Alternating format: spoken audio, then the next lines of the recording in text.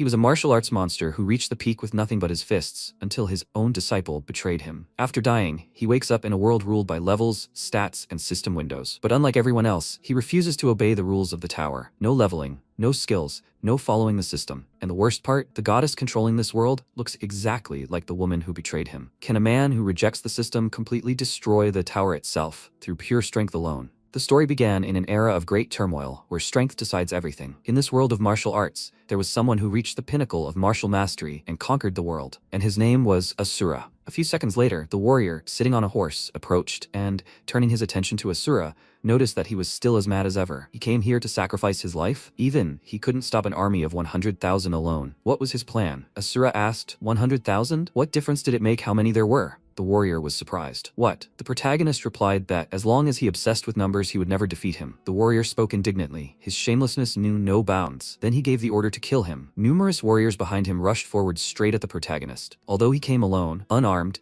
his power was capable of destroying everything. The next second, he concentrated energy in his fist, then delivered a powerful blow. The attacking warriors scattered in all directions, and Asura advanced. It was an incredible pressure. Such a powerful blow left a huge mark on the ground. Before its might, even the mightiest rulers who had dominated the era fell one after another. And finally, under the name of the Kingdom of Asura, he managed to unite the Celestial Empire. Sometime later, in the capital of the Kingdom of Asura, Muwal, the protagonist stood in one of the caves and the people gathered behind him knelt and began to congratulate him. Maya Wall, lowering her gaze, said, having defeated so many enemies and finally united the Middle Lands, he no longer has anything to fear in this land. He turned, looked at her, and ordered her to get to the point. Why had she summoned him to such a place? She looked up at him and added, as he knows, Lord, he is the only ruler to have united the Middle Lands through sheer force of arms. The title of greatest martial king befits him. But now even the title of God of War will not be enough. She rose to her feet and, directing a stream of energy behind her, added, so, to present a combat manuscript worthy of this glory, she invited him here today. The only one who can withstand the power of this manuscript is him, Asura. At that moment, a huge goblet appeared behind her, chains flying from its sides and a red liquid concentrated in swirling rings above. MC extended his hand toward it and uttered, combat manuscript. The red liquid enveloped his hand, and then a few drops fell into the goblet. The next second, several magical chains shot forward from the liquid, beginning to bind the protagonist's limbs, and he looked on in bewilderment. The next second, Maya Wall declared that his tyranny had come to an end. From today on, the Kingdom of Asura would belong to her. Resistance was futile. No matter how much power he had, he wouldn't be able to use it before this Muganchan. The protagonist frowned, then added that in that case he should accept. Before she could finish, the main character clenched his fists and asked, Maya Wall, had she forgotten who he was? Before her stood fate and doom itself. The next second, the chains shattered from his body and his energy spread around him. Maya Wall then turned to her subordinates and shouted, why are they standing there? They must activate the Mugancheon barrier quickly. At that moment, the protagonist was already behind her, aiming his fist at her, but suddenly a red liquid began to concentrate around him. He stood in the center of the magical symbol, while cords of red substance bound his body. He screamed, what is this? And then a stream of red liquid scattered around him. After that, Maya Wall approached the magical symbol, remaining in the liquid, and looked at her reflection. After that, her subordinates knelt and shouted that they congratulated her, mistress. They welcomed the new ruler of the Kingdom of Asura, and thus the life of Asura,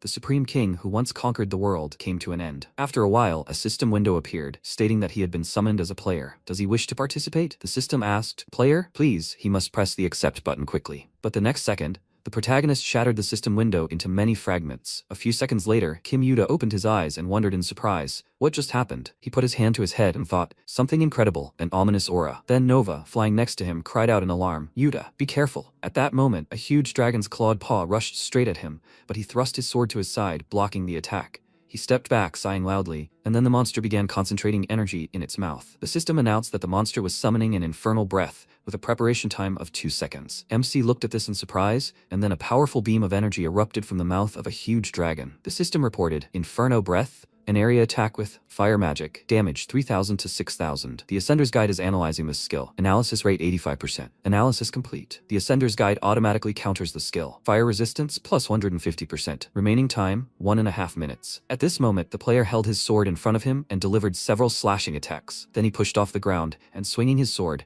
used the sacred sword Asterion, Heavenly Punishment. The system reported 9 out of 10 uses remaining. Stripes from the powerful attack began to appear on the dragon's body, and then the system announced that the task was complete. The boss of floor 998, Inferno Balrog, has been defeated. The final task is to reach the top of the tower and complete the conquest. After this, Yuta sighed with relief and said that disaster had almost happened. Nova flew up to him and asked, "What's wrong?" She flew up from the other side and added, "Is something wrong?" Only the top of the tower remained. She suggested they quickly get past this and return to their families, and he smiled, looking at her, and noticed that she was right. That's how it should be. For 3 years, since they were summoned to this world, they had been moving forward, thinking only about conquering the tower, although now only the top remained. Why did he feel uneasy? What awaited them on the other side? At that moment, Nova looked at the player with interest and called out to him. He remained silent in response, then placed his hand on the huge gates and thought that he should pull himself together. What was he thinking when he finally reached this point? After that, he opened the doors, and Nova asked if everything was all right. He answered affirmatively and said that they should go. He thought about whatever awaited them in the final stage. There were no monsters here superior to his stats. He would return to his world at any cost.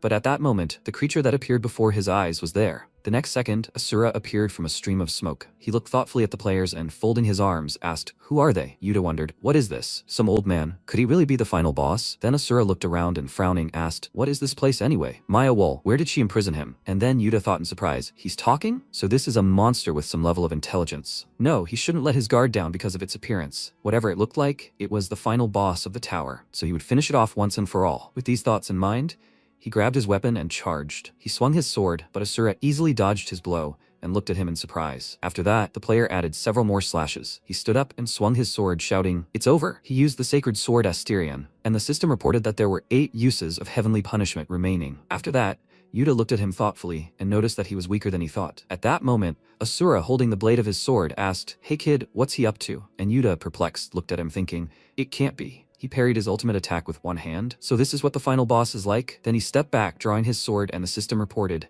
"The Ascendant's Guide is analyzing the target's weakness. Analysis rate 78%, analysis complete." The Ascendant's Guide automatically targets the opponent's weak point. At that moment, Yuta pointed his sword at Asura's neck, and the system reported a success rate of approximately 87.86%. But the next second, Asura stopped his sword with one hand and said, "Enough." The system began reporting an error. The Ascendant's Guide's success rate is plummeting. Yuta looked ahead in surprise and thought, the success rate has dropped below 1%? He'd never faced an opponent like this before. "This old man, who is he?" Then Asura said, "Hey, kid, he shouldn't be afraid. He won't cross fists with those not worth fighting." Yuta pointed his sword at him and was surprised. "What? What do you mean? He's not worth fighting?" And the protagonist folded his arms and said that with his current strength, even punching him would be a waste of time. He should be allowed to ask what the true nature of this place was. Yuta asked, "So that's what it was?" He thought he now understood why neither heavenly punishment nor the Ascendant's Guide worked. This place was supposed to test his true strength. Then he slung his sword over his shoulder and, laughing, said, that's why his attacks weren't working. He hadn't known there was a hidden trick here. He needed to prove his true worth. This was a mechanism where he could only deal damage after completing a task. Then he would prove his resolve. With these words, he prepared to attack, and the system announced the activation of the Chosen Hero feature. All stats were increased to maximum for a set period. He shouted that they would see what he had to say about this. He charged and shouted,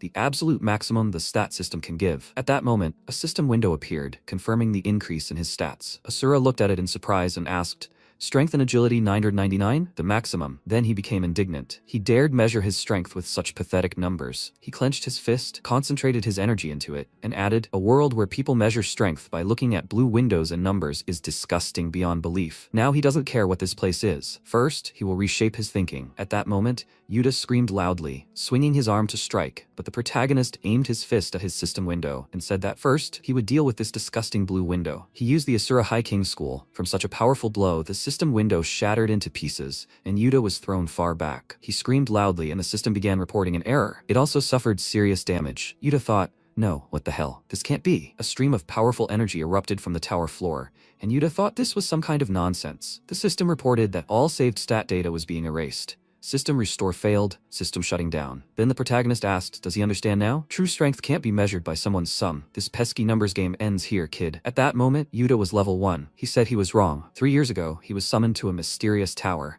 He climbed it with his comrades, but he was the only one who survived. Then he sat near the bars and, calling Nova, asked if they really conquered this tower. Do you think they'll be able to return to their world? The more he thinks about it, the stranger it becomes. They don't even know what dangers await them ahead, and they're simply told to climb when there are no guarantees. Isn't it natural to refuse? And Nova thoughtfully noted that he was right. Even if they climbed to the very top, returning to their world might be impossible. But the goddess Yeshua said that everything in this tower has a purpose. She is sure that his journey will also have meaning. In the present, Yuta propped himself up on his elbows, looked at the protagonist, and said, stats, inventory, quest window. He thought, this can't be happening. Had the stats windows really disappeared? He screamed in fear. System reboot. He thought, this just can't be happening. Then MC came closer and said, what a pity, he still can't escape this crazy numbers game. Those disgusting blue windows would never appear before him again. Yuta smiled awkwardly, his body trembling with fear, and he began to beg for mercy. In response, the protagonist said that he had already said that he had no interest in killing those unworthy of battle. He sat down opposite him and told him to first tell him what this place was,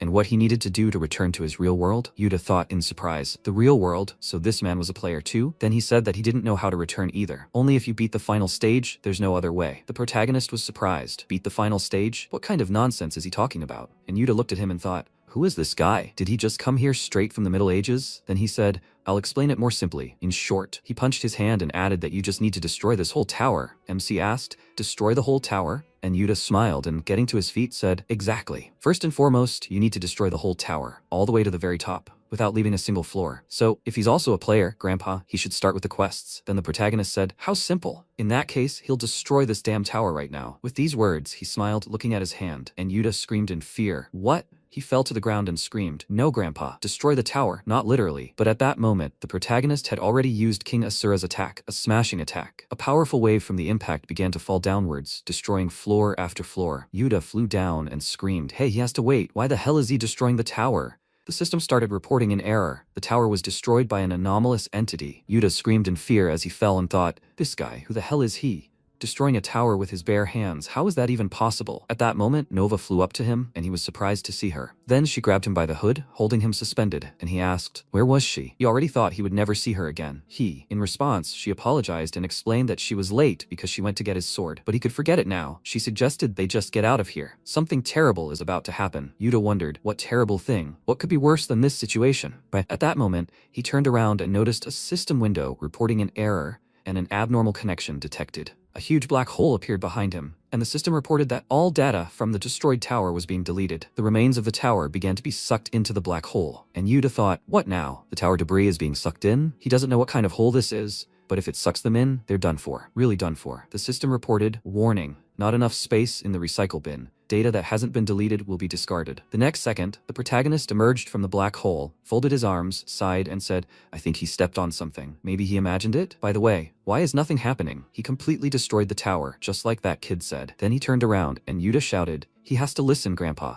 That's not how you should have destroyed the tower. He doesn't care how strong he is. He's going to keep destroying everything in his path. Does he even have any idea what could happen? He then ran forward, but stopped abruptly, and a powerful stream of energy erupted from the black hole in front of him, rushing upward. Then they heard a voice. She thought the receiver had finally appeared. And this was just an uninvited guest? At that moment, Yeshua appeared in front of the protagonist, and he looked at her and asked if she was Maya Wall, and she put her hand to her face and asked, is it him, the insolent idiot who destroyed her tower? In anger, the protagonist clenched his teeth and screamed, so that's where she was hiding, Maya Wall. He charged and screamed, how dare she do this to him? Then she waved her hand, and the powerful energy pinned the protagonist to the ground. Yuta screamed in fear, Grandpa. And Yeshua asked if he couldn't hear her. She was asking him if he was the one who destroyed the tower, and Yuta thought, impossible. She neutralized that old monster in the blink of an eye. Could this girl really be the goddess Yeshua that Nova was talking about? Then the protagonist dug his fingers into the ground and rising said, I see. She's clearly not the Maya Wall he knew. She didn't use that strange power. However, judging by her words, she created that damn tower in that disgusting numbers game. Wasn't that her doing? Good. It's exactly as she says. That damn tower in that disgusting numbers game. So quickly, she must return him to his kingdom. But in response, Yeshua laughed and shouted that he really was funny. Returning home by breaking the tower? Who told him that nonsense? Okay, tower or system windows. He can break them as much as he wants. If he really destroys everything she created, so be it. She will send him back to his world. But he shouldn't think it would be easy. The next second, she concentrated energy on her fingertip, and then player dummy images appeared around her, and the system reported that some data was being restored from the trash. Player dummy images were being created. Yuta asked fearfully, what's this? More and more players were appearing, and he said, so many. Then Yeshua smiled madly and said, because now there will be even more towers in this world for him to destroy. The next second, Yuta concentrated energy in his sword and leaped to attack, pointing the sword straight at Yeshua. But a barrier appeared in front of her face, stopping his blow, and she asked, what's this piece of trash? A few seconds earlier, one of the rebellious players had said, they must conquer the tower, Yuta. They must conquer the tower together. And Yeshua had said, no matter how powerful he is, the balance of this world is not so simple. Before she could finish speaking, Yuta pointed his weapon at her and mad with rage screamed, is she kidding me? He thought all his comrades were dead. These people were with him, risking their lives to climb the tower. There's no purpose in this hellhole, and she still dares treat them like this? Is this why they were dragged into this tower? But then Yeshua waved her hand, throwing Yuta far back. She asked, isn't it obvious? They were all just details necessary to complete this perfect world. The world she created was still unstable, so she needed their power. That's why she forced them to climb the tower, through fictional missions called tasks. Yuta screamed, for this, how dare she? She pointed her hand at him and said that she had nothing more to say to him. Since he had no power left, she no longer needed him, dear player. With these words, she concentrated energy in her hand, and Yuta, with tears in his eyes, clenched his teeth and screamed. Damn it, he thought it was all his fault. He said that he shouldn't have climbed that damn tower in the first place. He thought that if he had been even a little stronger or a little smarter, he could have defeated this woman. But the next second, Yeshua's hand separated from her body, and the protagonist rushed forward, leaving a powerful mark on the ground from his blow. Yeshua turned sharply and thought, what? And the protagonist stopped next to Yuta and said that he underestimated him. A puppy. How dare he touch his prey before him? Yuta looked up at him and said, old man, and he said that his courage was worthy of respect, but he was still far from mature. The ones who will blow off her head. With these words, he appeared next to Yeshua and delivered a powerful blow straight to her head. He added that it would be him. He held Yeshua by the neck, and she looked at him and said, unbelievable. And he achieved this power without the system. However, she won't let him do whatever he wants. With these words, she placed her hand on the protagonist's torso. He cried out in surprise. What is this? Her nasty tricks again. She reached for his face and asked that they conquer every tower in this world. She will be waiting for them at the highest point of this world. Then she dissolved into the clots of energy that spread around. The protagonist said that no matter how much he thought, their resemblance was simply striking. Then he asked, why did she send him here, Maya Wall? Meanwhile, the player dummies rushed to attack, and Yuta held his sword in front of him and shouted, Chun Young-hoon, Choi Yun-seo. Do they recognize him? It's him, Yuta. And Nova, hanging in the air next to him, noticed that it was useless. Even if they recognized him,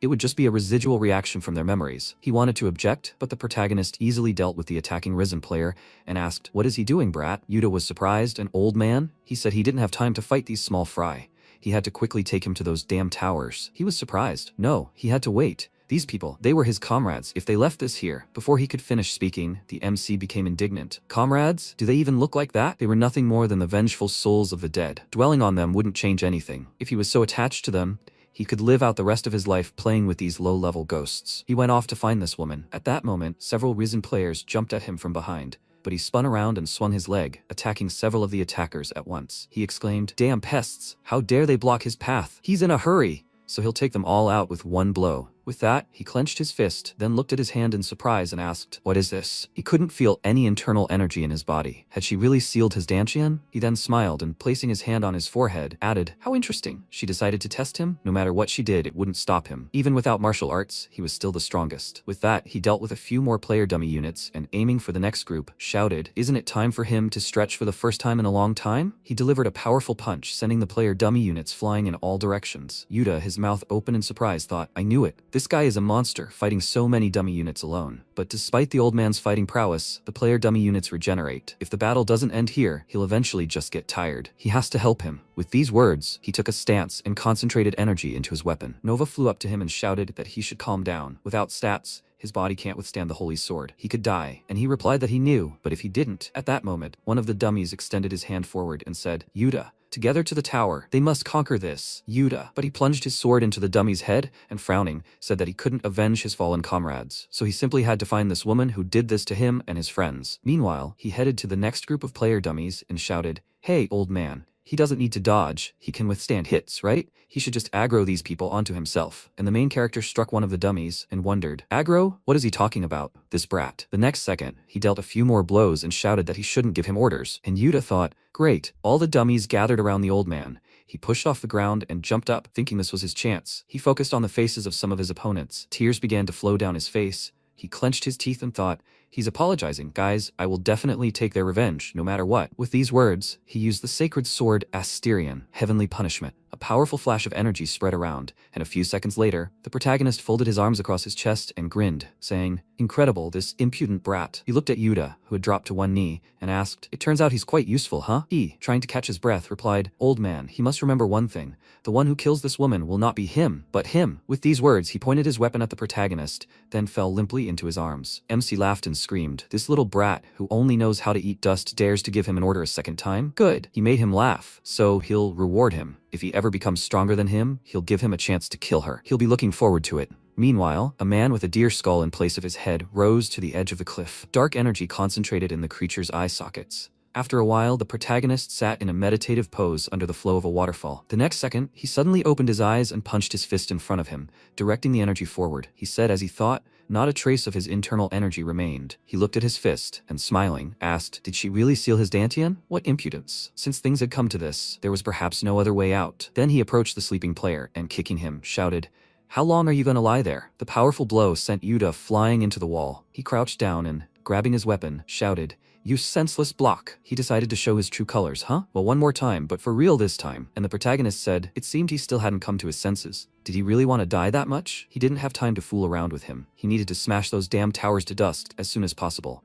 So he had to get up. In response, Yuta smiled and asked, what? Why on earth would he go destroy a tower with him, old man? Instead of destroying it, he should start looking for that woman. In response, he shouted, you damn idiot. He still hasn't understood anything? It's obvious she's hiding in one of those towers, because in this goddamn world there's nothing but them. If he destroys every tower, sooner or later he'll find and finish this game. Yuta muttered, okay? He thought this guy was completely crazy. Then Nova leaned towards his ear and whispered, Yuta? Frankly, she thinks this man is too dangerous. He managed to destroy his stat window in an instant. If they stick close to him, who knows what kind of disaster will happen. Before she could finish, MC turned around and asked, hey, little brats, what are they whispering about? Nova screamed in fear, and he folded his arms and said that he wasn't going with them because he liked them. It's just that this kid's swordsmanship looks useful. Besides, don't they also want to catch that woman? However, their physical strength won't be enough to deal with her. From now on, he will make them stronger. Sometime later, near one of the towers, the protagonist took a few steps forward and said, finally here. Is that one of the towers she built? He turned around slightly and added, by the way, she's grown quite a bit in the last few days. With her current body, she might even be of use to him. At that moment, Nova appeared from a cloud of smoke and, taking a stance, thanked him. He added that she certainly had talent. If they had more time, he would teach her how to control internal energy. And she demonstrated the muscles of her arm and said, no, what's he saying? It's all thanks to him, teacher. She laughed lightly, and the protagonist added, but this little brat, when the hell is he going to come? To leave a simple servant behind? What a pathetic sight. At that moment, Yuta approached them with the last of his strength and said that they should wait a second. He thought they were crazy. How was he supposed to run with that log? What kind of boot camp was this? And why had Nova changed so much? She's become a completely different person. He can't even take a step anymore. Then he dropped to all fours and tried to catch his breath.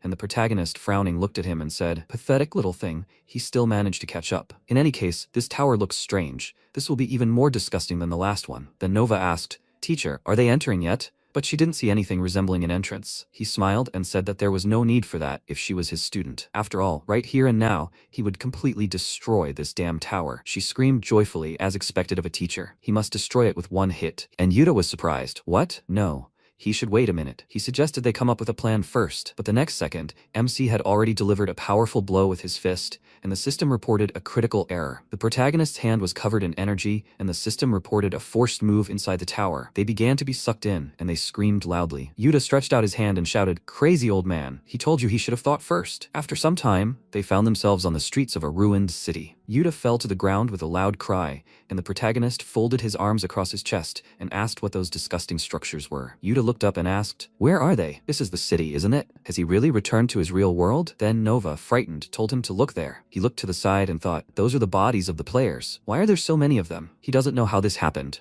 but this clearly isn't his world. Then, where the hell are they? They heard a voice. It must be responding to his call. The next second, energy began to erupt from the players' bodies. Yuta wondered if the souls of the dead were gathering in one place. Then a player rose into the air and said, I wonder if these are the recently summoned players? He immediately warned them not to even try to resist. No matter how much they struggled, only he, the king of ghosts, would reach the top of this tower. The next second, a huge skeleton appeared in front of him, thrusting its bony hand forward. Yuta thought in surprise, a skeleton? No, this thing is on another level. Then he shouted, old man, this is dangerous. He must quickly get out of the way. But the MC grinned and, clenching his fist, shouted, and you call this lowly creature dangerous? He thrust his fist forward, releasing powerful energy that scattered around. Then he turned around and, smiling, said, pathetic trash. He claims to be at the top at such a level? What impudence and stupidity. He is nothing but a coward hiding behind his monsters. Li Changwu looked at him and asked, is he hiding behind monsters? At that moment, several more creatures appeared behind him, and he added, what funny things is he saying? He changed his mind. He must fight to the very end. He wants to test him and see how long he can last. Then the creatures moved to attack, and the protagonist asked, test him? He thrust his right hand forward and added, how dare a worthless creature like him test his king? With these words, he waved his hand, sending one of the creatures flying into the wall behind him, causing it to crack. Another creature followed, releasing magical chains that bound the protagonist's limbs. He looked at this in surprise, as a huge monster leaped at him from behind. But at that moment, Several slashing attacks swept across the monster's body, and the protagonist said it felt ticklish. Then, the system reported the summoning of bone soldiers, as well as an abyssal horde. More undead began to appear from the magical symbols that appeared around them, and MC released energy, causing the monsters to scatter in all directions. One of the creatures was heading towards him from behind, but he punched it, and then the system reported the summoning of a bound ghost. He asked, "What is this?" Changwoo appeared behind the protagonist and said that he didn't understand. He had neither stats nor skills, so where did such power come from? Then he pulled out his daggers and, frowning, said that he didn't need to answer. He would still absorb his soul. He used authority, the mark of death. He rushed forward, and at that moment, Nova and Yuta blocked the powerful streams of energy. Then Yuta looked ahead and thought, what kind of insane power was this? In a one-on-one fight? He was on equal terms with that old man, who even was he, and Nova shouted that he should run. Yuta, he doesn't look like a player. She doesn't know why, but she sensed the same energy from this man as from the goddess Yeshua. After some time, Changwoo asked, so this is the last soul? A troublesome guy,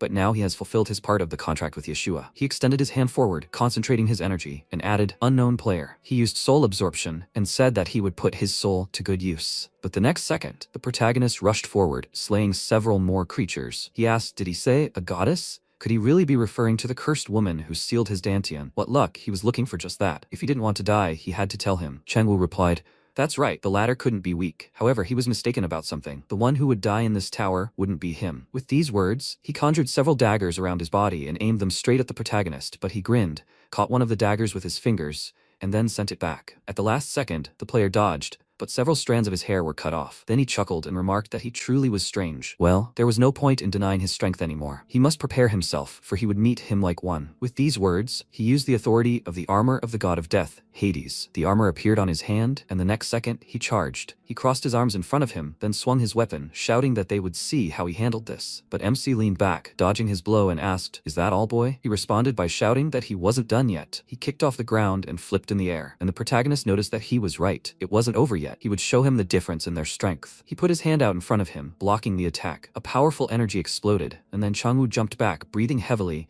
and said that he really was strong. Well, he would tell him something. He said he was looking for the goddess Yeshua, right? She was the one who gave him this tower. However, he hadn't yet gained full control over it, so he made a pact with the goddess Yeshua. He must give her 10,000 player souls to be reborn as the tower's true heir. And now, at last, he had all the souls. With these words, he directed his energy at Nova. Yuta called out to her in alarm and thought, damn it, when did he manage it? He shouted, you bastard. What did he do to Nova? He swung his weapon, but Changwoo replied that he shouldn't interfere. A mere trifle. The next second, a monster appeared next to him and plunged its hand straight into his torso. And Changwoo added, resistance is useless. He can't do anything. And then the system announced the quest, the heir's ritual. He had received the last 10,000th soul. All the tower's abilities will be unlocked soon. 1 minute and 4 seconds left until unlocking. And then the protagonist approached him and said, I see. So he's a necromancer, controlling evil spirits. There were also those in his kingdom who used such base techniques. Oh, those vile idiots from the demonic cult. He didn't expect to see their techniques here. He then concentrated the energy in his hand and added that normally he would never use such dirty tricks. But he had crossed the line. Therefore, he would show him the proper execution of the technique. He must witness the power of true necromancy. He concentrated the energy even more, and souls began to fly toward him. And Changwoo thought in surprise,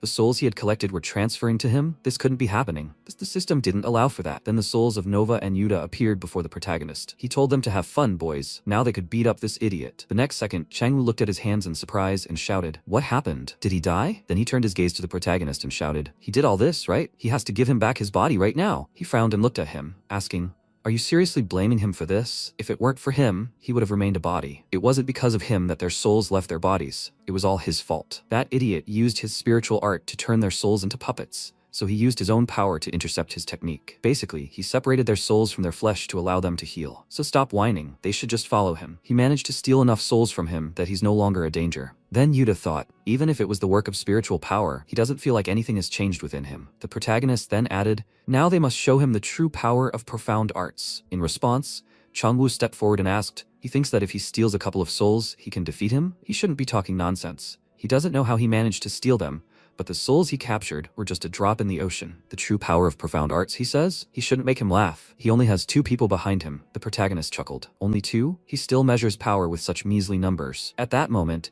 Yuta swung his weapon and destroyed one of the summoned creatures with a single swing. Changwoo wondered in surprise, where did such power come from? Where did this sudden surge of energy come from? Just a moment ago, he was on the verge of death. Several creatures headed toward Nova, and Yuta frowned and loudly calling her, wondered if she hadn't yet regained consciousness. The next second, a powerful stream of energy pierced the monster's head. Nova, with her hand pointing forward, looked at this in surprise and asked, "What?" Yuta asked, "Is she okay?" It seemed she really had become stronger thanks to these profound arts, but if they continued like this, it would never end. He looked at the crowd of undead heading towards them, and then Changwu looked at the system window. The protagonist told him to listen carefully. If they wanted to end this, they needed to break that nasty window. However, his Dantian was currently sealed, so he couldn't use Chi Blast. Breaking it wouldn't be easy. Yuta asked, "But there's a way out, right?" Even if it was sealed, he could still use profound arts. MC clenched his fist and noticed that it was true. Even if he couldn't use his internal chi, drawing from outside was a piece of cake for him. The main thing was that there was enough energy around. Then he could manifest power equal to Chi Blast. He then looked at Nova and said, "It's nothing. She must give him her soul." She asked in response, "Excuse me?" After a while, the system reported a warning. He hadn't collected enough souls. He must collect more souls to complete the quest. Changwu looked at this and said indignantly, "He has to waste them again, and all because of these damn parasites." Well, he could always collect more. The main thing now was to deal with these scoundrels. He pointed his hand forward and added, "His souls. They must answer his call and sweep away all enemies in their path." Then the protagonist said, "Hey little one, he must remember, he only has one chance. He must trust him and put all his strength into this strike. He must pave the way for them to reach him." And Yuta, concentrating energy in his weapon, told him not to worry. He certainly didn't trust him, old man, but for Nova and himself, he would definitely open this path. With a loud cry, he rushed forward and used the sacred sword Asterion, the heavenly blade, horizontal slash. And Changwu, looking at this, said, "What fools, wasting all their strength on destroying cannon fodder." He smirked and said it was useless. It wasn't enough to deal with his entire army. The next second, MC appeared in front of him and said, just as he thought, he was a common coward. He noticed that every time one of the damn spirits died, he took out that blue window to check the score. His boring spiritual arts were over. It was all over. The next second, he used the king's style, the Asura fist. A powerful energy erupted from his fist, smashing Changwu's system window to pieces. He thought, this can't be happening. Impossible. Everything he had painstakingly built was destroyed in an instant. This can't be happening. His status window and power, his world. The system reported an error. The data of the souls registered in the system was corrupted. All of this will be deleted without a trace. The succession ritual quest failed. A few seconds later, Yuta, with a loud sigh, rose to his feet and holding his body was surprised. What? He returned to his body? He opened his eyes in surprise and thought, the old man was right. It was completely healed. He just can't stop wondering, who the hell is this old man? Does he even have a limit? Then Changwu grabbed his head and screamed madly. No. This is wrong. Please, he begs. It can't end like this. This is all because of them. Idiots. Now he has lost the only way to save the world he lived in from destruction. They took everything from him. A little earlier, Changwu was walking down the street listening to music on his headphones. At some point, he felt something unusual. He moved the earphone away from his ear and then noticed several black holes appearing in the sky. His face turned pale with horror. And sometime later, the city was already destroyed. Many bodies lay on the streets, and Changwu was sitting near a hole in the ground, trying to catch his breath. His face was covered in tears. And the next second, Yeshua appeared before him. She directed the system window to him. In the present, the protagonist walked forward and asked, what was he talking about? Was his world destroyed? Yuta asked. Wasn't he the same player as them, summoned from another world? Then why? Changwu put his hand to his head and with tears in his eyes, said that when he first became a player, his world was on the brink of destruction due to a wave of monsters. He wanted to save it at any cost, thinking that with this power he could do it. This goal led him to the top of this tower, and there he learned the truth. Whoever conquers the tower will have the opportunity to create a new world. Yuta said in surprise, the opportunity to create a new world? Changwu looked at his hand and answered, yes. He wanted to use this to recreate the world he lived in before, inside this tower. He just wanted to save everyone. And now, when he had the chance to do so, they took that opportunity away from him. He clenched his fist and started screaming. If only he hadn't intervened. If only. The protagonist replied, with such pathetic excuses, the task would have already been completed. Coward. He thinks a pathetic weakling like him can save the world? Then why did he run away when it was collapsing? He never even thought about saving everyone. He only wanted the chance to recreate his world. He thinks that can be achieved by playing with disgusting numbers? Trying to recreate the world with such empty force. Whatever he does in this tower will be useless. Since he's mired in grief and forgotten about reality, he should let him say one thing. In an attempt to escape his pathetic reality, he decided to play the hero. In response, he told him to shut up. He ran forward and swung his fist, but MC dodged it and punched him in the cheek, sending him flying into the wall. He thought, no, that's not it. He really wanted to save everyone. Not long before, Yeshua stood next to him and said, dear player, he's finally cleared cleared all the tower's levels. Now if he wishes, he can return to the moment before his world's destruction to face the wave of monsters and save everyone. Or, he can accept a special quest to inherit the tower's powers and recreate his world. So what will he choose? Will he return to his world, face the wave of monsters, and become a hero in an endless war? Or will he create the world he desires within this tower and become its savior? Then he replied that he would inherit the tower's power and save his own world. In the present, the system began reporting the tower's destruction, deleting all data. Yuta glanced away sharply and asked, "What else? Is the tower really falling apart?" Then, he looked at the protagonist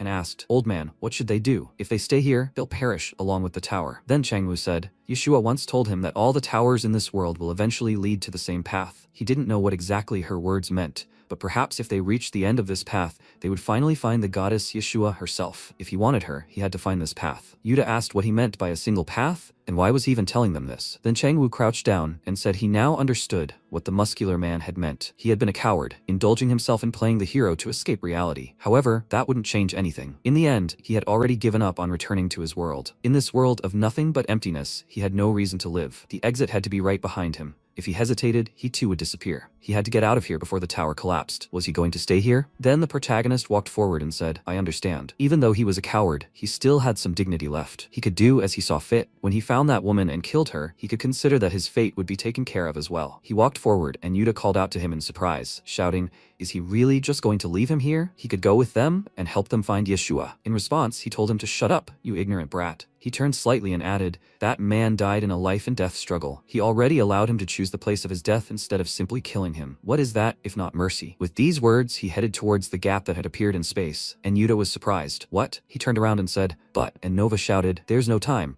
Hurry, just a little more and the tower will collapse." He gritted his teeth and replied that he knew, but he was human too. With these words, he ran up to the player and threw him onto his back. He said that he couldn't leave him here. He called out to him in surprise, and Changwu asked what he was doing. He had nothing left, no strength, no purpose, nothing. Even if he left this tower, he no longer had a reason to live. Yuta looked at him and shouted, "Even if he doesn't have a reason now, he will definitely find one in time, so he shouldn't just throw away his life." Changwu remained silent in response, and then asked what his name was. He replied, "Damn it, is he seriously asking him that now? Kim Yuta, you idiot. Is he satisfied?" Changwu said his name and noticed that it was strange. He was surprised. What? He wanted to fight. "And what's his name, smartass?" He replied, "Changwu." Yuta said that wasn't a very impressive name either. Then Changwu said he had one last request. He handed him a glowing object and said, "Please use this power wisely." He cried out in surprise. "What is this?" He had to take it away from him. Who said he wanted that? He replied that he wouldn't be able to leave the system without this power anyway. He wouldn't be able to maintain his body. He began to fade away and added that he absolutely must return to his world. Yuta held the object in his hand and tried to call out to the player, but the system issued a warning. The tower will completely collapse in 1 second. All data is being deleted. Tower number 312 was completely destroyed. Meanwhile, Yeshua, looking through the window that appeared in front of the system, smiled and said, "He's destroyed one tower. He needs to push harder." A player with no stats.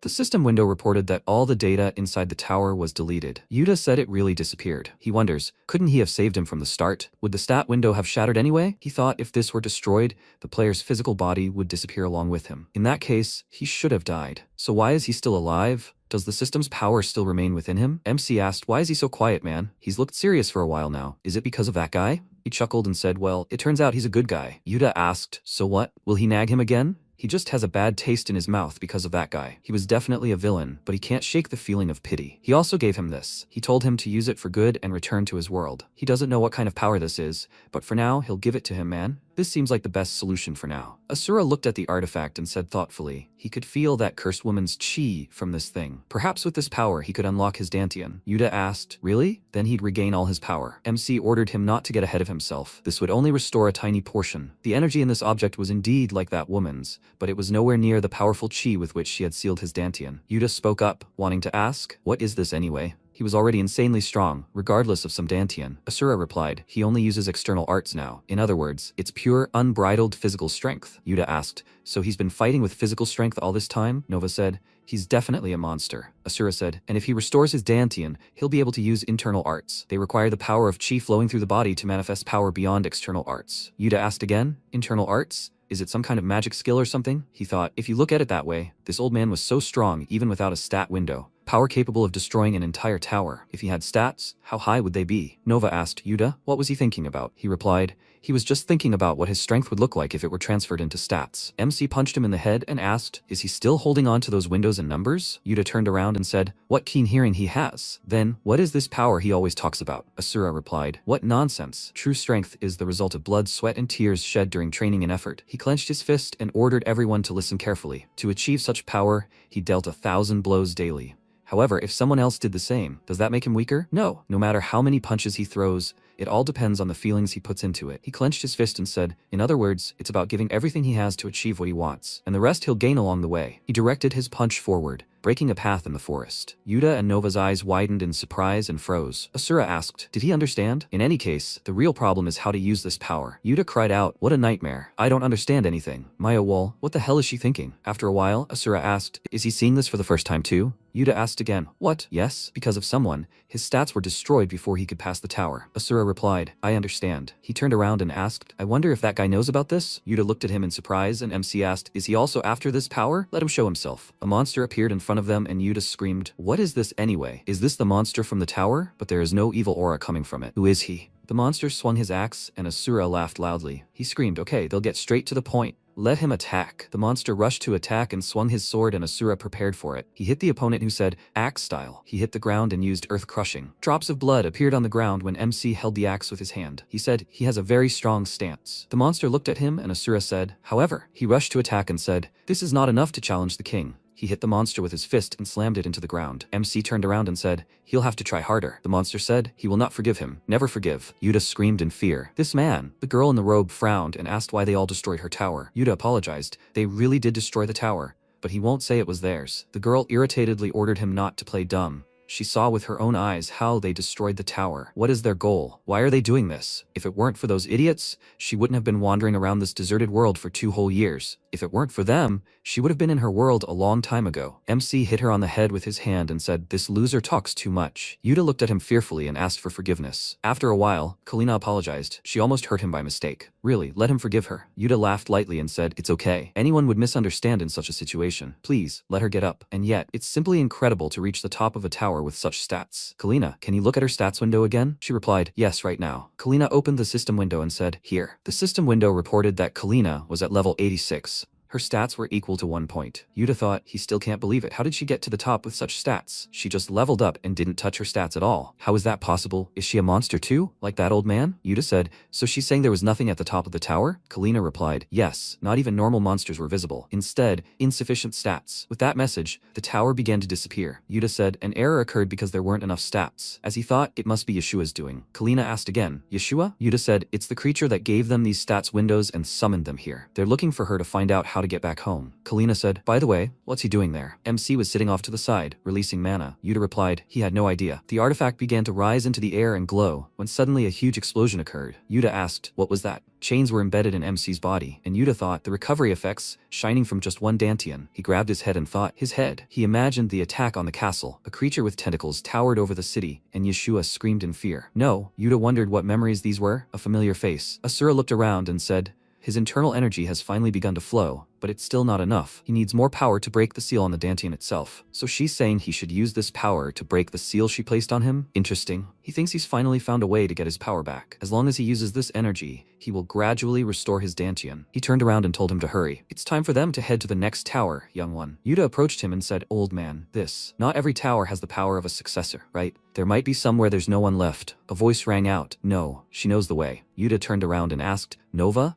What happened to her appearance? She replied, she doesn't know how it happened, but now she feels where the forces that make up this world are directed. She released mana forward and asked to be their guide to their next destination, where the successor is. After a while, Graydon walked through the castle and said, Bloody Windfields, farmland designed by the Demon King himself, collects a monthly tax on the harvest for maintenance, and the Dark Mine plans to deliver 1 gold bar every month on schedule. The ruler thought for a moment and laughed, saying, excellent. At this rate, they'll soon reach 1 million. Graydon, he's been working a lot lately, so let him go and rest. Graydon said, however, something strange had happened. Belzar asked, what do you mean? Graydon replied. When a soldier patrolled the eastern wall, he discovered a mysterious group there. It hasn't been confirmed yet, but based on his own guess about their identity, it seems a new group of heroes has appeared in the Demon Kingdom. Belzar asked, is that so? These idiots still haven't come to their senses. Well, never mind. Let them come, he said. Whoever they are, he wouldn't let them set foot in his castle. The system window reported, player Collins' stats confirmed. System code accepted. Transfer to tower number 8. The group moved and Yuta asked in surprise, so you can enter the tower anyway? He admits, having statistics in this world makes life a lot easier. Asura said, pathetic brat, is he still dependent on that blue window? They don't have time for idle chatter. He needs to restore his Dantian as soon as possible. So brat, where is that so-called heir? Nova pointed her finger towards the castle and said, the heir's power comes from there. At that moment, the man screamed. He failed the Demon King again. Hero Evan. How much longer must he wait until he finally defeats the Demon King? Evan replied, they were very close, but at the very last moment, his equipment suddenly broke. Does he understand? If he could buy him better equipment, he definitely would have succeeded. The man asked again. Equipment? Just a few months ago they gave him the best they had, didn't they? Evan laughed and replied, that's true, but those weapons weren't his style. Does he understand? He imagined the image of a girl and asked, and while we're on the subject, how about recruiting new holy maidens? He feels like his holy power has weakened a lot lately. The man said irritably, how shameless. Evan James. He is no longer the hero of their kingdom. He is banishing him from this kingdom forever. Evan looked at the swords pointed at him and laughed. He said, what is he saying? He said it was different this time. He has a secret weapon ready. The man screamed. He thinks he doesn't know how he used the treasury to live in luxury under the pretext of hunting the Demon King. If he doesn't leave on foot, he will order his execution on the spot. Evan raised his hand and asked, isn't this too much? He has done so much for this kingdom. At that moment, the wall into the hall was broken,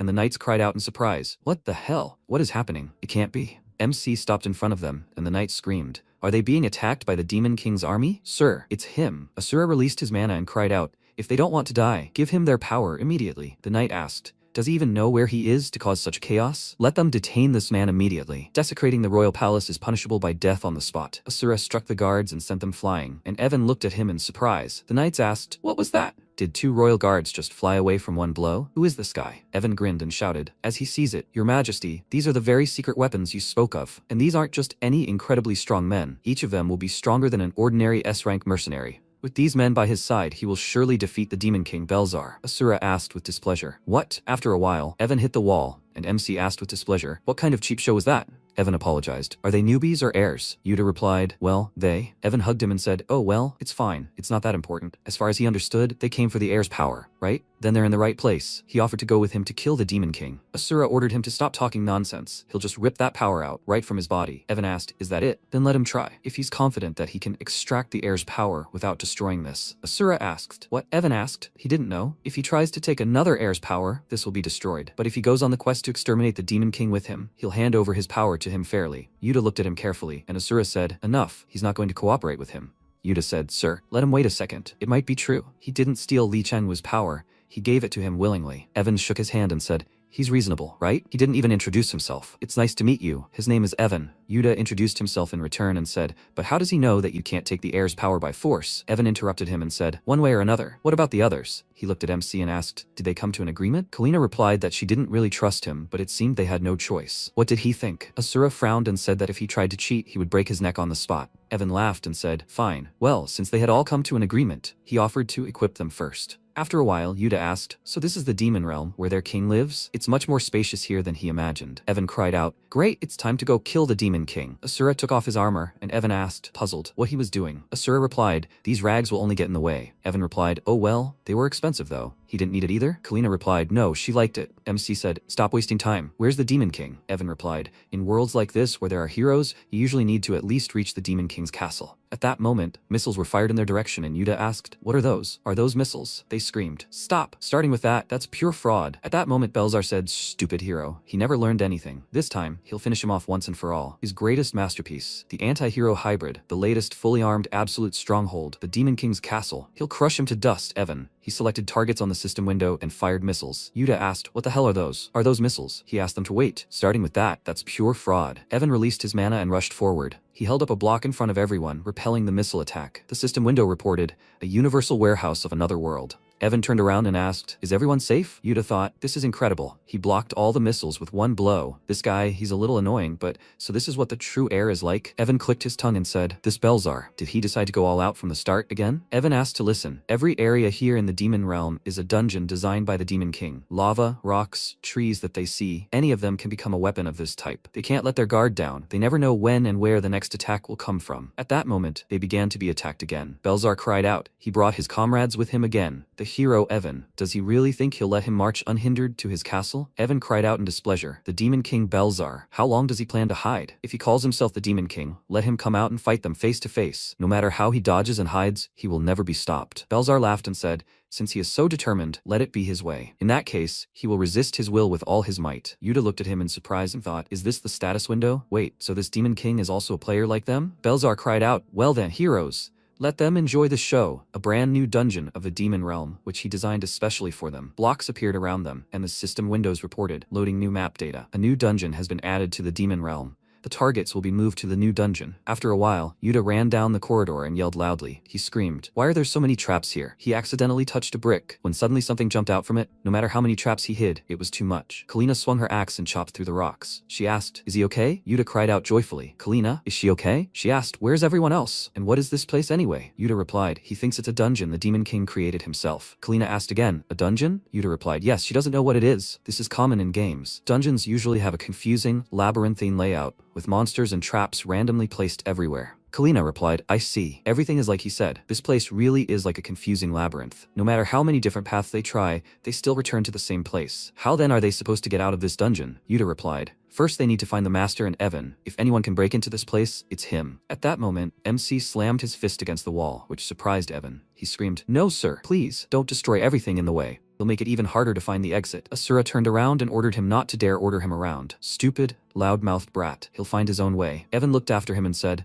"Fine, let him do whatever he wants. He could break down every wall here. He'd still end up back where he started." And yet, Belzar really had prepared himself this time. He looked at the compass and said, "Even with this tracker, he can't find the way at all. Could this really be another failure?" He sat down on the floor and said, "They can't even get close to the Demon King's castle, let alone defeat him. At this rate, he'll never be able to return to the kingdom." Nova asked Evan, why didn't he say anything about there being another heir besides him in this tower? Evan looked at her questioningly and said he didn't know what she was talking about. Nova told him not to play dumb. The Demon King, Belzar, was clearly a player just like him. She sensed the same heir power in him. Evan said, "She's funny. Yes, there are two heirs in this tower. When he received this power, there was another player standing with him on the top floor." Nova asked in surprise, "By another player, he means Belzar?" Evan answered, "Yes. They thought they had passed the tower together, but apparently the goddess Yeshua thought otherwise. Because of this, the heir's power was divided in two, and they found themselves on opposite sides. One in the human world on the surface, and the other in the demon realm, where monsters live." Nova said, "That's when he said he would give them his heir power." Evan interrupted her and said he wasn't lying. The incomplete power can't be extracted anyway, and more importantly, he has no interest in becoming the heir to this tower. The only thing he wants is the complete destruction of the Demon King, Belzar. Nova's eyes widened in surprise, and Evan laughed and said that he was babbling about useless things. There was no need to take it personally. Anyway, they need to get back to looking for a way out of this dungeon. At that moment, Asura broke the wall and came out to them, and Evan said, "He sees, he never listens." He said it himself. They always end up back where they started. If they want to get out of this dungeon, they first need to figure out their location. MC interrupted him and said, "Stop talking. Let him just follow him. The loudmouth. He's already found the exit." Evan looked at him in surprise and asked, "What?" At that moment, Graydon said, "So the hero got out of the labyrinth. Looks like he'll have to deal with it himself." Yuta said thoughtfully, as he thought, they were back at that statue again. It seemed like this dungeon sent them back to the beginning if they chose the wrong path. Then how were they supposed to get out of here? It felt like they had tried every possible route. No matter how many marks they left on the walls, they disappeared when they returned, so it was useless. Kalina interrupted him and said, "Yuta, doesn't he think there's something wrong with the statue? Was it always this small?" Yuta cried out, "She was right. It really did seem to have gotten smaller, and the shape was somehow strange." His eyes widened, and he stopped. He thought, "This is a dungeon." "Really?" Yuta said. He thought he understood. "Miss Kalina." She looked at him carefully, and Yuta asked her to trust him just once. He suggested trying to go back where they came from. Kalina asked, puzzled, what was he even talking about? Go back where they came from? What's the point of retracing your steps? Yuta laughed and said, "He's asking you not to be so strict. Isn't it better to do something than continue wandering aimlessly?" Kalina replied, "Okay." She understood. In a situation like this, they should do everything possible to get out. After a while, Kalina asked, "Yoda, what's going on here?" She looked around and asked, "Instead of going out,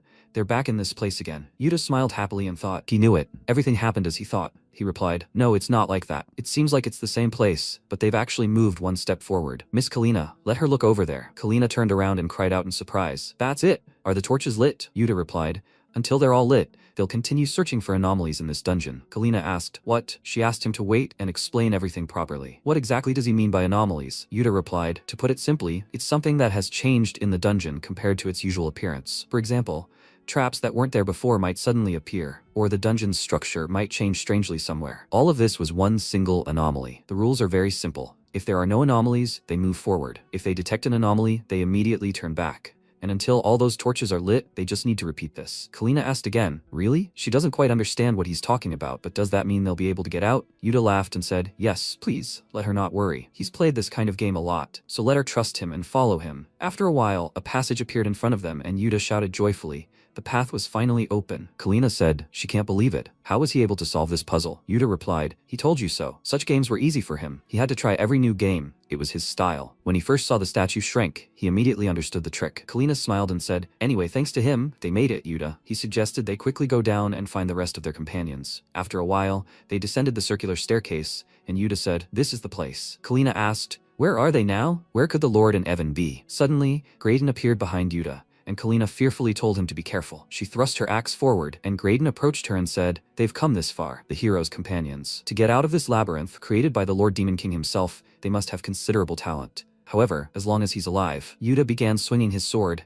and Graydon turned around and said, they'll never reach the Lord Demon King. Yuta was attacked and thought, movements. He can't keep up with him. Kalina swung her weapon and tried to attack Graydon, but he deftly dodged. He drew his sword and began to quickly strike. Kalina swung her axe, but Graydon moved behind her. She sensed his presence and turned around abruptly. She thought, when did he? Graydon quickly swung his sword and began to move from side to side. Cuts appeared on Kalina's body, and she thought, damn, he's attacking from all sides. To catch this idiot, is there really no other choice but to use that method? Graydon stopped and said, she is strong, but her attacks are too slow. With that heavy weapon, she will never defeat him. He didn't have time to finish when his glasses burst. Kalina asked, are they really slow? The system window reported, summoning registered equipment. She took out a machine gun and told him to try to dodge this. Yuta's eyes widened in surprise, wondering if Kalina's weapon had instantly changed. He got it. She uses the inventory window to switch weapons mid-battle. But even with a different type, defeating this boss isn't that easy. Kalina began rapidly firing her weapon at Graydon, but he quickly dodged. Kalina pulled out a grenade and threw it in his direction. He cut it and widened his eyes in surprise. He thought it was a smoke bomb? Had she really been using that to block his vision from the start? Kalina drew her sword from its sheath, and the system window announced, summoning registered equipment, changing equipment to a quarterstaff. She tried to strike Graydon, but he quickly blocked the attack. He looked at the quarterstaff, then was knocked back. Yuta thought in surprise, that's impossible. How many weapons does she cycle through in one fight? Compared to her skill and combat abilities, the stats of a first level seem insignificant. Graydon laughed and said he'd never seen such a player before. Not only did she switch weapons mid-battle, but she handled different types with ease. He released dark mana and said, however, these are just pathetic tricks. He hasn't even used 10% of the ancient demonic power sealed in this blade. Once he unleashes true power, her little tricks will be nothing more. At that moment, Asura appeared in the hall and fell on him. He looked questioningly at Graydon lying on the floor and asked, who is this, anyway? After a while, Yuta asked, what? He broke through the floor to get here. He can't believe they escaped the dungeon with such a stupid method. But that's so like the old man. Evan laughed and said he didn't believe him either when he heard that idea. He suddenly started smashing walls and then said he found a way. He thought the old man was just strong, but he turned out to be more capable than he thought. Asura looked at him disapprovingly and said, enough chatter. By the way, who is this guy? What does he have to do with the Demon King? Evan replied, that's Graydon, the Demon King's butler, Belzar. He's effectively the second in command in the demon world. Every time they try to raid this place, he appears as the boss of the dungeons Belzar creates to stop him and his companions on their way to the castle. Especially when he enters the second phase, the difficulty becomes simply monstrous. Unraveling his schemes with standard strategies is nearly impossible, so they're very lucky. That old monster crushed him and knocked him out right before the second phase was supposed to start. Even though he didn't enter it, the two of them held their own well against Graydon. They're actually pretty skilled, aren't they? Yuta replied, not exactly. It was all Kalina. He was just watching from behind. So the dungeon is completely cleared now, right? Since they defeated the boss, they need to quickly find the exit. If the dungeon is cleared, a door should appear somewhere nearby. Kalina asked, the exit? He means that one? Yuta looked to the side, and she said, the door that was closed just a moment ago is now open. Yuta said, exactly. Then they need to go through the exit. Evan suggested keeping this momentum going and they'll take down the Demon King. Asura frowned and said, he, a terrible hero. How much longer does he have to repeat this nonsense? That idiot, the Demon King? When will they finally see him? Evan told him to relax, they were almost there, let him endure a little longer. If they passed the next stage, they would probably see the real Demon King. So they need to hold on a little longer. Yuta replied, okay. But, Evan, how does he know they will meet him after the next stage? Wasn't he stuck on the Graydon stage? Evan asked. Isn't it obvious? Usually after the intermediate boss there is a break before the final one. He slapped his palm on Yuta's back and said, maybe you can't tell by looking at him, but he is quite the gamer. It's elementary. Well, then, shall we head out? Just in case there are any traps left, he will look around and follow them. They guys should go first. Yuta looked at him carefully and said, he understand. Then they will head to the next floor first. It might be dangerous there, so let him catch up quickly, Evan. Evan watched them go, then smirked and said, well, it's time to finish this. He walked up to Graydon and used otherworldly warehouse storage. He moved Graydon and said, is this the 70th idiot's been doing this for? Belzar, he needs to try harder. Sometime later, in the Demon King's castle on the first floor, Nova asked if they were really inside the Demon King's castle. Yuta said they got here much faster than he expected. If they could even infiltrate the castle, they would defeat the Demon King in no time. Besides, no matter how strong he was, does he really have a chance against this old man monster? One blow from him would be enough to destroy the Demon King. Evan said he really is incredibly strong. But don't relax, Yuta. It may look like an ordinary castle, but it's actually a huge dungeon created by Belzar himself. Yuta asked if this place is one big dungeon. If that's the case, it's strange that there haven't been any monsters yet. Do they really need to search for anomalies again like in the last dungeon? At that moment, a silhouette appeared in front of them, and Yuta grabbed the hilt of his sword and shouted, what? What is this? Is this a monster summoned by the Demon King? No wait, it's not a monster. It looks more like dummy data. At that moment, loud laughter and shouts rang out. So they made it here, heroes. So his loyal subject Graydon wasn't enough to stop them? Belzar said, well, this time it won't be so simple. He's already finished collecting their data. Let them listen, heroes. A tall creature appeared in front of them, and Belzar shouted. He recreated their strongest points to create the greatest masterpiece. Yuta looked at the monster in surprise and asked, what? MC frowned and asked, who the hell is he? How dare he wear his face? Yuta thought, what's going on here? Where did two old man monsters come from? Is it really possible to do something like this with just data replication? Asura stepped forward and mockingly said, how funny. A doll is trying to imitate the king. He put his hand on the monster's shoulder and asked, but does he really think he can keep up with him? Such a pathetic doll is no match for the king's fist. The monster punched him in the face, causing Asura to fly to the side. Yuta's eyes widened in fear, and MC said, no, his punch can't be that weak. He swung his fist and shouted, if he's going to imitate him, he'd better do it properly. He tried to punch him, but the monster deftly dodged and clenched his fist. He tried to punch Asura, but he quickly blocked it. The monster rushed to attack again, and MC tried to defend himself. Yuta thought, this is impossible. He's really keeping up with this old man monster? Maybe it's just his imagination, but it seems like the real old man is being slowly pushed back. Suddenly, Kalina drew her weapon and fired at the monster. It turned around and used otherworldly warehouse. The bullet hit it, surprising Kalina. The monster pulled the bullet out of the warehouse and it flew towards her. Asura ordered the monster not to look away, the insolent idiot. He swung his fists, and the system window announced, summoning an item from inventory. Warhammer equipment. The monster clenched it and used Six Paths Crusher. It began swinging it, and Yuta asked fearfully, old man? Belzar laughed and said, now that's what he understands. Top-notch performance, right? He said he combined their strongest abilities. Even if the four of them teamed up, they'd hardly be able to win, so let them not waste their strength and get out of the demonic realm. Evan spat and said, this Belzar, he sure does like to talk. He didn't expect even his ability to be copied. Apparently, he hadn't been sitting idly by all this time. Evan ordered the old man to come to his senses. He's not dead yet, is he hopeful? As the Demon King said, they can only win if they work together. Asura said, how interesting, he said. He actually dares to imitate this body's martial arts. He stood up and said, he doesn't know what trick he's using to imitate it, but it's quite an intriguing talent. In that case, the King of Fists, Asura style. He ordered them to try copying this technique as well. MC released mana forward and used Annihilation. He charged at the monster and deflected its arm. The creature created the Holy Sword Asterion, summoning. Yuta's eyes widened in surprise and he thought, what? Wait, that's his skill, right? The monster struck with the Holy Sword Asterion, and MC clenched his fist and used Heavenly Punishment. He began to quickly attack and said, as he thought, it is incredibly weak. The internal energy in his Dantian is still too little to manifest a perfect surge. Well, for a simple doll, this should be enough. The monster stepped forward and the system window reported, error, critical damage detected, final defense system activated, forced maximum mode. Bright mana illuminated the hall, and Yuta's eyes widened in surprise and thought, final defense system? Is it really entering the second phase? Asura looked at the monster and said, what a persistent doll. Does it want to fight one last time before death? The monster covered itself in mana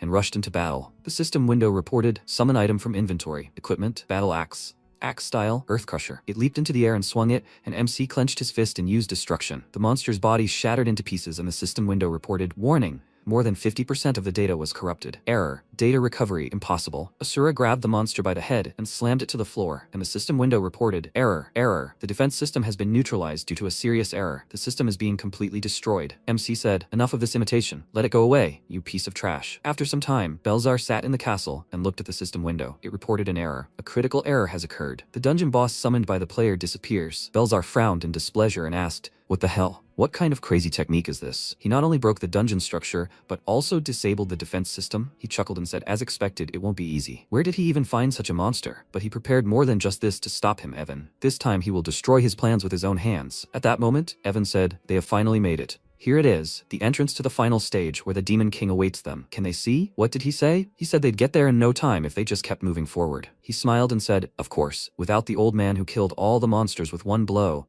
it wouldn't have happened so quickly. Without him, it would have been hard to even get to this place. The doors opened and he asked, so are they going in? He suggested working together and defeating the Demon King. Wait, what's wrong with that guy? Where did he suddenly disappear to? Evan entered the hall and looked around, asking if the Demon King had really abandoned his own castle and run away. The system window reported, warning, an unauthorized intruder has been detected inside the Demon King's castle. Intruder extermination protocol has been activated. Poison gas is being sprayed in all sectors. Yuda's eyes widened in surprise, and he thought, is it poison gas? Of all the possible things, the Demon King uses poison gas? Belzar came out to them wearing a gas mask and said, judging by their faces, it's quite effective. What does his new Venom X taste like? From the moment they inhaled that poisonous gas, their fate was sealed. The system window reported that the concentration of the poisonous gas was increasing. Dangerous. The toxicity level inside the castle had risen to 72%. Evan screamed, oh my god. Guys, make them hold their breath. If they inhale that gas, it's all over. Belzar held out his hand with the potion and said, he's giving them these anti-poison potions directly. Before he could finish speaking, Asura rushed forward and smashed it. Belzar laughed and said, he's definitely a monster. Can he still move normally after inhaling that poisonous gas? Or is he just pretending to be fine? He took out a device and said, in that case, how about this? He shot the vaccine into MC's arm. Asura looked at the syringe and asked, this? Belzar said, he definitely couldn't stand that. This is much stronger than the previous poison. His arm should rot and his organs should leak out. Asura swung his fist and smashed the gas mask on the demon's face, throwing it aside. He clenched his fist and said, how stupid. For him, all this is nothing. The physical form of this body has already reached a state of absolute immunity to poisons. The system window reported, connection with the controlling entity has been lost.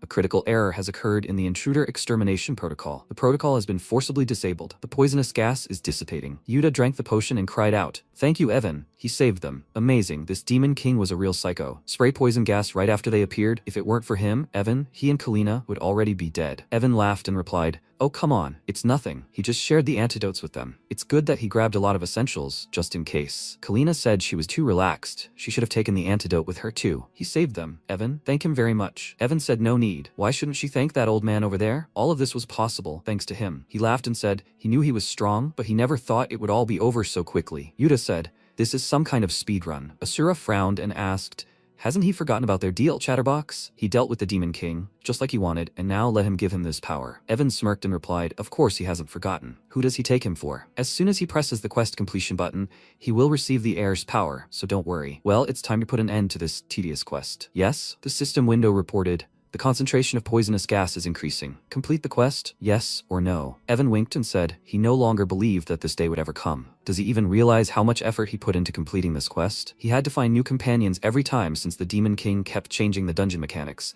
And don't even get him started on the difficulty of the boss fight. Just remembering that Butler gives him PTSD. He almost grew old trying to take over that castle. Yuda asked, puzzled, Evan? He understands it was hard for him, but could he please press the end button already? Evan said, on the other hand, it wasn't all that bad. Everyone in the village considered him a hero. This title allowed him to take whatever he wanted from the royal treasury. Expensive equipment, money. He used his divine power as an excuse to hang out with beautiful saints. It was so much fun. If he ended the quest now, all those luxuries would disappear. And wouldn't that be a waste?